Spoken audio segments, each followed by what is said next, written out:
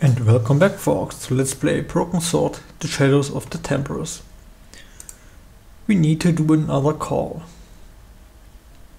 Let's call Nicole Collard. Bonjour, Kula. It's me again, George Stobart. Hi, George. Any news? You bet. I met a witness who spoke to the clown. And I know where the killer gets his suits. No kidding. Hey, I'm impressed. You are? Well, it wasn't easy. Look, why don't you come here to my apartment? Fine. Where do you live? 361 Rue Jarry. Oh Okay, yeah. I'll come right over. Something's going on now.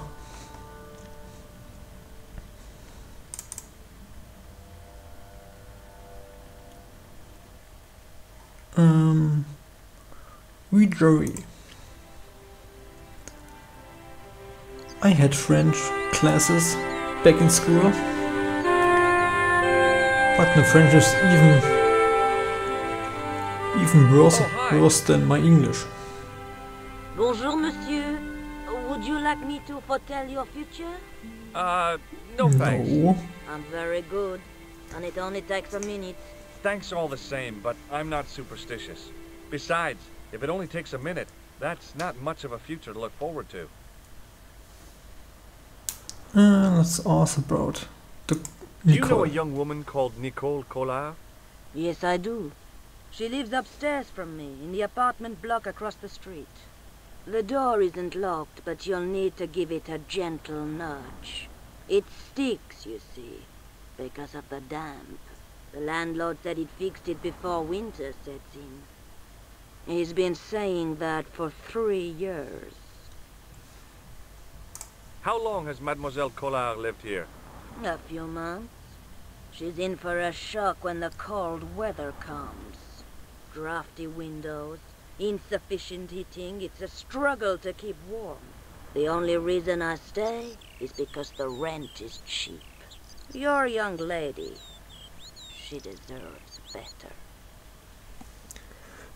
And it's only cheap because there's no heating. I thought Mademoiselle Collard was a successful photographer. Not as successful as she makes out for all her fine clothes. Oh, I've heard her crying herself to sleep at night. That's awful. Now don't you let on that I've told you. She's proud, that one. Too proud, if you ask me. Are the flowers for sale? Oui, monsieur. Okay. I'll take a bunch of those white ones. I wouldn't do that if I was you. No? They are lilies, monsieur. Some people associate them with death. Yikes. Thanks for telling me. I like lilies. What other flowers do you have? Dahlias? What do they signify? Insecurity. I don't want to give her the wrong idea about me. Come on, roses. What about the tall yellow ones? Those are iris, the flame of passion. And the little yellow ones? Sensuality. Well, they're no use to me. I want to make an impression, not jump down her throat. Aren't iris and lilies the same? I've changed my mind. Will you tell my fortune? You're going on a long journey. My, oh my. What a surprise. Can you tell me anything I don't already know? 10 francs, please, my dear. 10 francs? That's a ripoff. Please yourself. How does this fortune-telling routine work? If I knew that, I wouldn't be selling flowers for a living. Haven't you ever wondered why you were blessed with the gift? Well, it's a bit like satellite television, I suppose. Some of us are born with a built-in receiver dish. I just happen to be one of the lucky ones. Can you really foretell the future? Only time will tell, monsieur. The strange thing is, I can't seem to see myself in the future. Other people, I have no problem. But when I try to see what might happen to me, nothing. That must be scary. Maybe. I figure it's a kind of natural safety mechanism. Either that, or I don't have a future. What can you tell me about this material? It's a very expensive piece of cloth, monsieur. What can you tell me about this tissue? Nothing? Do you recognize this nose? No, monsieur. What do you make of this tool? Is it something a dentist would use? No, it's for raising manhole covers. Formidable. Whatever. See you later. That's right, monsieur. You notice I do not speak so much. Like in my last LPs. Because it's all of the figures have voice actors here. Remembering the flower seller's advice, I pushed the door gently just above the lock.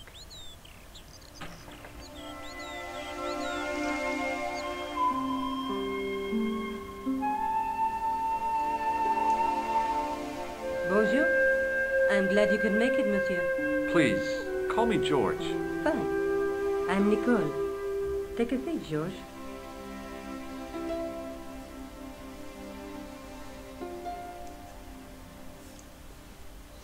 Eh bien? And what have you been up to? I've been exploring the sewers beneath the cafe. I thought I could smell something bad. The clown used the sewer to escape and to change out of his costume. I guess he was in a hurry. He left his jacket behind. And? I got his tailor's phone number. You had better luck than I did. Luck, she said. Luck! Hard work, I'd call it. What happened?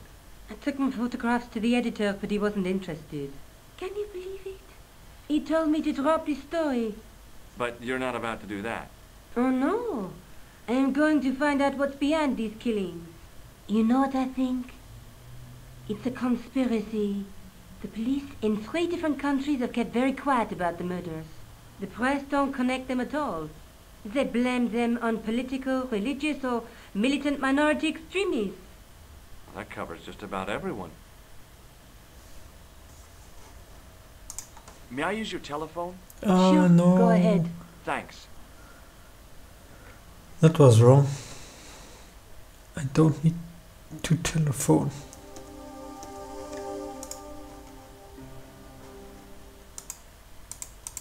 I want to go out. Yes. It's also about Inspector. Rosso didn't blink when I told him about the clown. It's as if he already knew. That is typical of a cold fish like Rosso. I've seen cheeseburgers with more spunk. How did Plantar get your name? For the newspaper, La Liberté, I'd written an article linking 2 unsolved murders, one in Italy and the other in Japan. The cases were remarkably similar. A wealthy victim, no apparent motive, and a costume killer. Plantar said he could supply me with more information. Somehow, the clown must have known about our appointment. Tell me more about the clown's previous victims. The first was Arno Bellotta, the millionaire pharmaceutical baron. He made his money from amphetamines in the post-war slimming and diet boom. Imagine it! Millions of housewives literally speeding their butts off. Was he killed for his money? No. He had no living relatives, and his fortune went to the orphanage where he grew up. The only witness in the case was his Filipino au pair. She swears he was lured to his death by a snowman. Okay, strange. What about the clown's second victim? Yamada, the controversial Japanese green politician. He inherited his fortune from his father's electrochemical consortium. He was committed to dismantling Japan's automobile industry. I can't see him gaining much support with a loony policy like that. Yamada was a man of vision. He was years ahead of his time. If you say so. How did he die?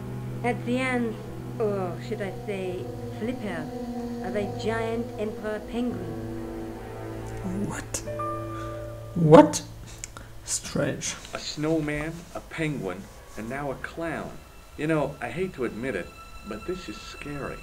And I'll tell you what, I won't be accepting any invitations to costume parties. I don't blame you for being scared. I am too. This story could be my only chance of a big break. Or a premature death. I'm not scared. I found this tissue down the sewer. Oh, that's disgusting, George. I think the stuff on it is grease paint, like actors use. Or clowns. It's still disgusting. Get rid of it. I found a piece of material near the cafe.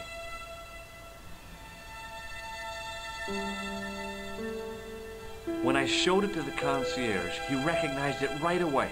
It's very distinctive, all right. Just wait until you see this. I developed the film I shot at the cafe. Here, George, it's an enlargement I made. Look what that guy's wearing.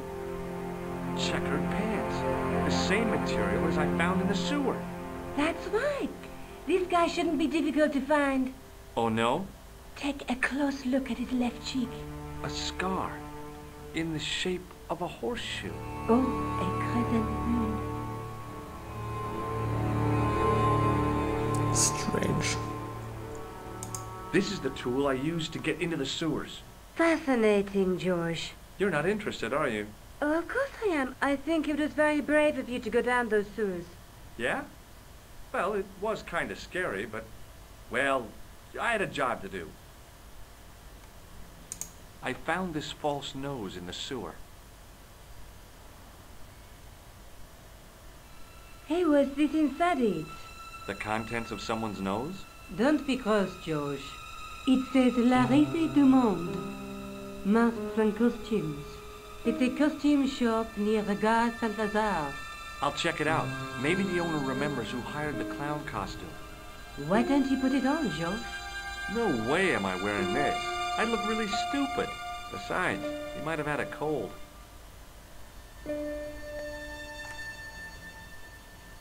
How come you enlarged this photograph of me? Because I noticed the guy behind you, of course. Oh man. Tell me more about yourself. Oh, there is not much to tell. Well, how did you get into photography? I guess I owe that to my father. He bought my first camera. I was 8 and my parents had just split up. Did you live with your father? Yes, my mother went off with her new boyfriend. I don't mind. Papa was all I needed. 4 years later, he died in a plane crash.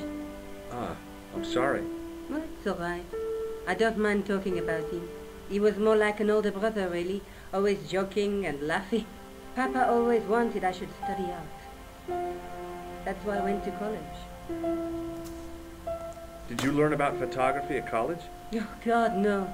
I couldn't afford the materials. We were billed for everything we used, paint, canvas, paper. Most of my year turned to minimalism. It was cheaper. I used to go poaching in the park for squirrel hair. The only time I wasn't hungry What? was the time I did printing. I used to eat the potatoes. You're making fun of me, aren't you? Oh, no. Remembers me of my college, even though I not study art. Do you have a boyfriend? That's none of your business. Okay, I'm going I'm back off. out to search for that clown. Where? Well, I guess I could visit the costume shop. Good idea. That's the plan, George. That's the plan.